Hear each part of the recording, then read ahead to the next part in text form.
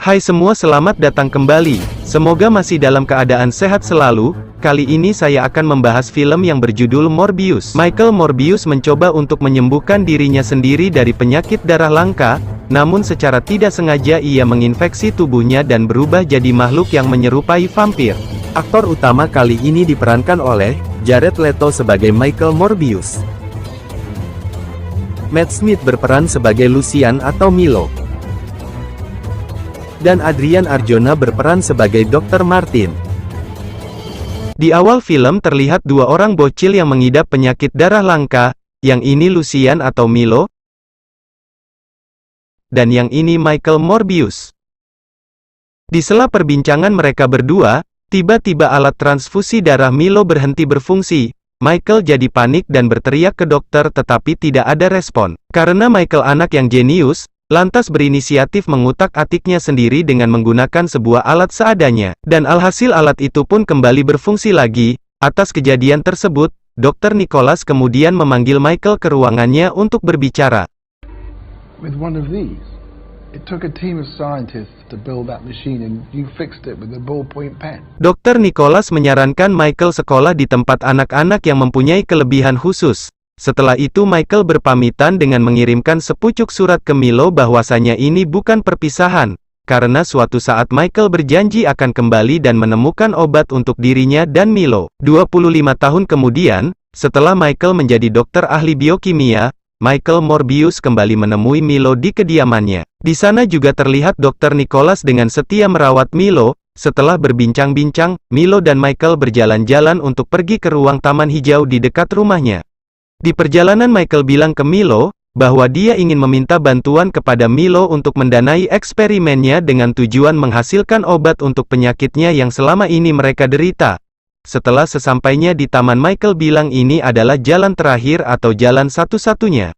Michael menjelaskan juga, bahwa dalam eksperimennya kali ini dia akan membeli sebuah kapal untuk dijadikan laboratorium. Karena ini eksperimen yang melanggar hukum, Michael berinisiatif melakukannya di tengah laut lepas supaya tidak terendus pihak berwajib ataupun kepolisian setempat. Milo pun menyetujuinya, dan percaya sepenuhnya kepada Michael. Milo menaruh harapan yang sangat besar ke sahabatnya tersebut. Tanpa membuang waktu, Michael langsung memulai eksperimennya dengan mendatangi tempat berkumpulnya sekelompok kelelawar vampir yang sangat berbahaya. Sesampainya di gua, Michael mencoba menaruh perangkap untuk mengambil sebagian kelelawar vampir tersebut untuk dibuat vaksin atas penyakit yang selama ini mereka derita. Turunlah Michael dari helikopter itu, lantas mendekati gua yang di sekitar terlihat binatang-binatang yang telah meninggal kehabisan darah. Pemandangan tersebut membuat orang bayaran Michael menjadi takut dan hendak pergi dari sana. Michael lantas melukai tangannya untuk memancing kelelawar itu supaya masuk perangkap. Yang terjadi selanjutnya adalah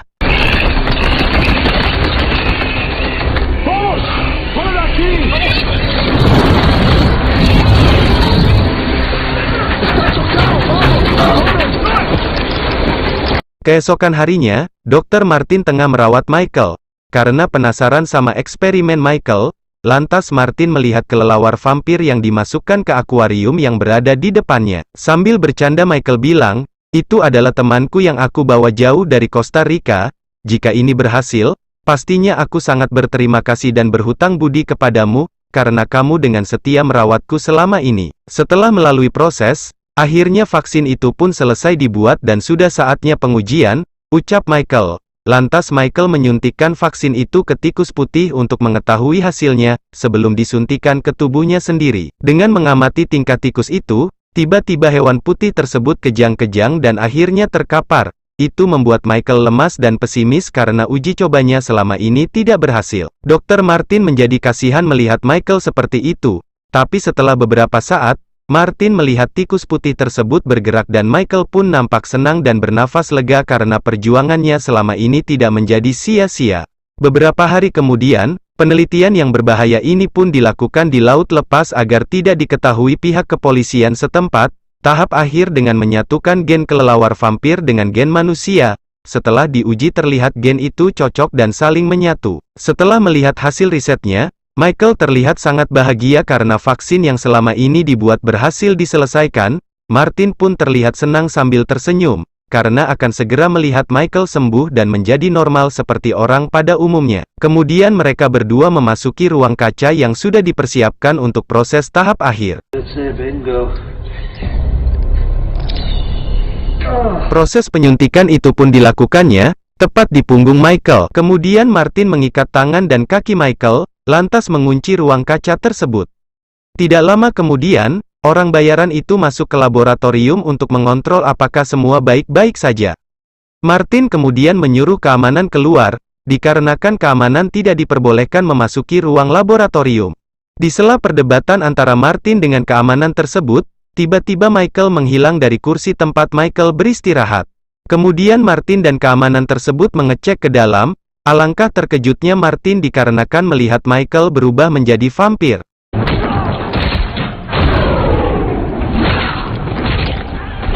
Satu persatu keamanan itu dihabisi Michael, serta menghisap darahnya hingga habis. Michael tidak sadar, bahwasanya yang membunuh semua keamanannya ialah dirinya sendiri. Tidak lama berselang, Michael pun sadar dari pingsannya. Michael terkejut dengan perubahan yang terjadi pada tubuhnya. Sebelumnya tubuhnya yang kurus kering sekarang berubah padat berisi seperti orang normal pada umumnya. Lantas Michael menuju ruang laboratorium untuk mengetahui apa yang sebenarnya sudah terjadi. Sesampainya di ruang laboratorium, Michael terkejut dikarenakan semua orang bergelimpangan tak bernyawa lagi. Berlarilah menuju Martin untuk memastikan tidak terjadi hal-hal yang tidak diinginkan. Setelah memeriksa keadaan Martin, Michael pun terkejut setelah melihat rekaman CCTV, ternyata yang membunuh orang-orang itu adalah dirinya sendiri. Lantas Michael menghubungi pihak kepolisian dan kabur dari sana. Keesokan harinya tragedi tersebut pun diketahui Milo setelah melihat pemberitaan di TV. Setelah mengetahui berita dari TV, Milo berencana menemui Michael untuk mengetahui keadaan sahabatnya tersebut. Di lain sisi, Michael hendak menguji kemampuan tubuhnya jika tidak meminum darah asli maupun darah buatannya. Nampaknya vaksin tersebut bisa menyembuhkan, akan tetapi jadi ketergantungan untuk meminum darah asli maupun darah buatan. Hal itu terlihat jelas pada perubahan tubuh Michael yang berubah seperti semula dan lumpuh. Tiba-tiba, Milo datang ke laboratorium Michael. Milo ingin mengetahui apakah Michael baik-baik saja. Setelah memasuki laboratorium, Milo dikejutkan dengan keadaan Michael yang terlihat memprihatinkan. Michael nampaknya meminta tolong ke Milo agar supaya diambilkan darah. Milo pun dengan segera mengambilkan darah tersebut lalu dikasihkan ke Michael. Setelah Michael meminum darah tersebut, tubuh Michael kembali lagi bugar. Milo pun jadi heran dan lantas meminta vaksin itu supaya dirinya juga bisa sehat seperti Michael. Akan tetapi Michael tidak mau memberikan vaksin tersebut, dikarenakan Michael tidak ingin Milo menjadi seperti dirinya sekarang. Penolakan tersebut membuat Milo menjadi marah. Kesalahpahaman terjadi antara Michael dan Milo. Nampaknya Milo mengira Michael mengkhianati dirinya, karena tidak mau mengasih vaksin yang seperti Michael lakukan kepada tubuhnya. Padahal tujuan Michael sangat baik, supaya Milo tidak menjadi seorang vampir dan membunuh orang seperti yang sudah Michael lakukan. Milo pun lantas pergi dari laboratorium, akan tetapi Milo kembali tanpa sepengetahuan Michael untuk mencuri vaksin vampir tersebut. Lantas Milo menyuntikkan vaksin itu ke tubuhnya dan berubahlah menjadi vampir. Sialnya perawat Michael yang bertugas di sana menjadi korban hingga meninggal kehabisan darah.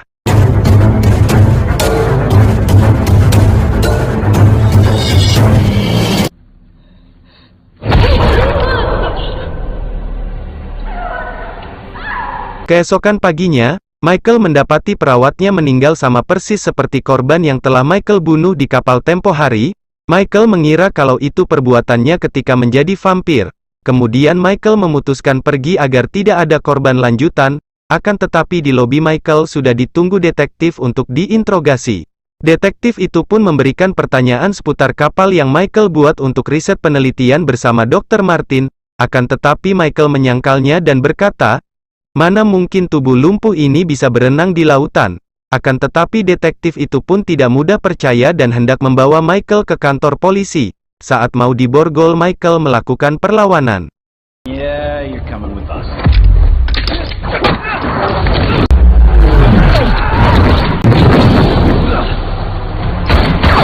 Michael pun tersudut lantas menyerah tanpa melakukan perlawanan lagi. Dikarenakan Michael tidak mau ada korban lagi, maupun melawan pihak kepolisian. Sesampainya di kantor kepolisian, Michael diinterogasi perihal korban yang berada di kapal maupun yang baru saja menimpa perawat itu, akan tetapi Michael tetap menyangkalnya karena dia tidak merasa melakukan pembunuhan tersebut. Detektif itu menunjukkan bukti-bukti yang didapatkan dari kapal itu. Polisi tersebut pun heran dengan perubahan yang terjadi pada diri Michael, di mana yang dulunya kurus dan lumpuh namun sekarang semua nampak sehat dan normal. Michael pun menjelaskan bahwasanya yang dia lakukan di sana hanya membuat vaksin untuk menyembuhkan penyakit yang selama ini dia derita. Untuk urusan siapa yang membunuh 8 korban itu Michael tidak tahu menahu dan itu di luar kesadarannya, karena tidak mendapatkan jawaban yang dia inginkan. Lantas detektif itu kembali mencerca pertanyaan lagi hingga membuat Michael menjadi kesal dan marah. Polisi tersebut menghentikan interogasi dan pergi dari sana. Tidak lama berselang, Milo mengunjungi Michael di penjara untuk menanyakan kabar sembari membawakan darah jika sewaktu-waktu Michael membutuhkannya. Milo bertanya kepada Michael, apa yang bisa dibantu dan siap membawakan apa yang dibutuhkannya. Akan tetapi Michael lebih memilih di penjara saja supaya tidak melakukan pembunuhan lagi. Michael mengira penjara ini adalah tempat yang pas untuk dirinya. Nampaknya kedatangan Milo bertujuan agar supaya Michael mengetahui bahwasanya Milo sudah berubah sama seperti Michael. Milo dengan sengaja meninggalkan tongkat yang membantunya berjalan. Michael jadi tersadar perawat yang meninggal kemarin itu adalah ulah Milo. Michael pun marah dan berubahlah menjadi vampir.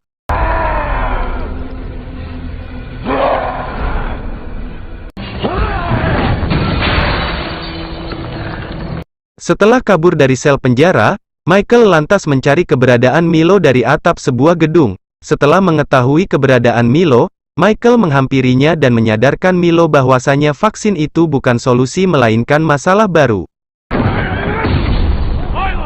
Akan tetapi, Milo tidak mengindahkan omongan Michael, malah Milo mengajak Michael untuk membunuh dan bersenang-senang. Lantas pertarungan pun terjadi antara dua sahabat.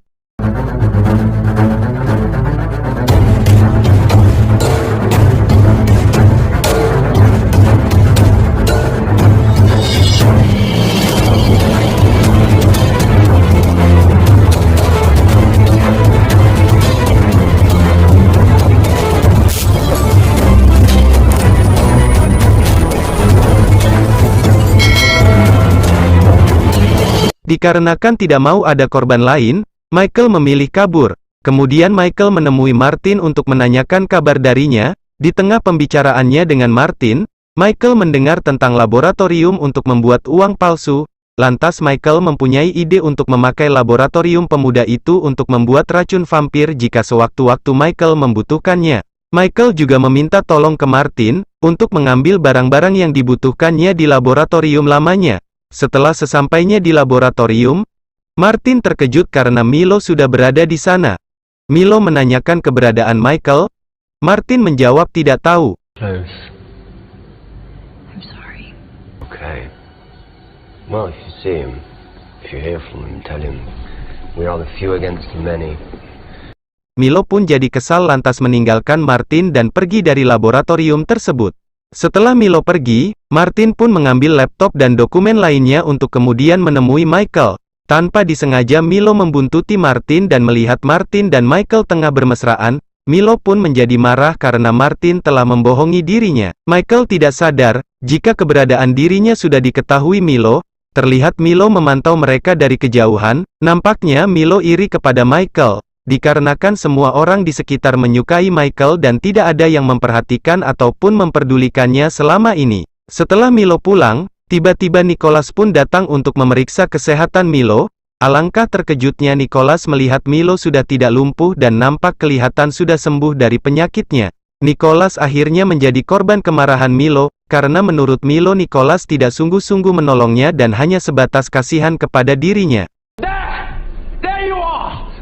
Michael, selfless Michael, Michael, the favorite. Milo pun sangat marah, dan menghajar Nicholas hingga tersungkur dan terluka parah.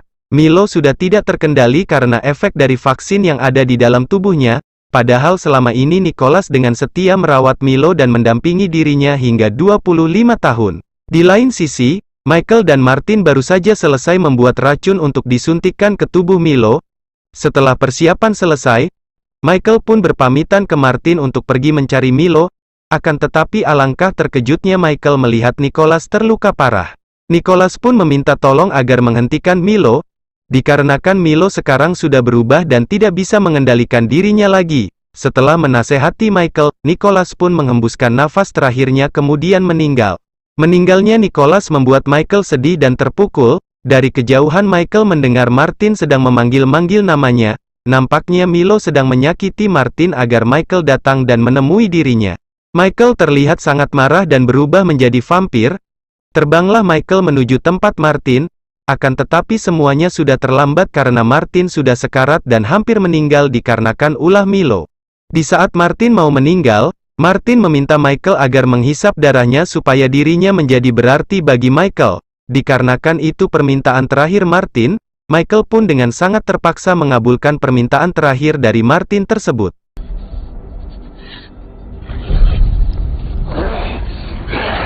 Michael pun sangat marah kepada Milo, dan akhirnya pertarungan itu pun kembali terjadi.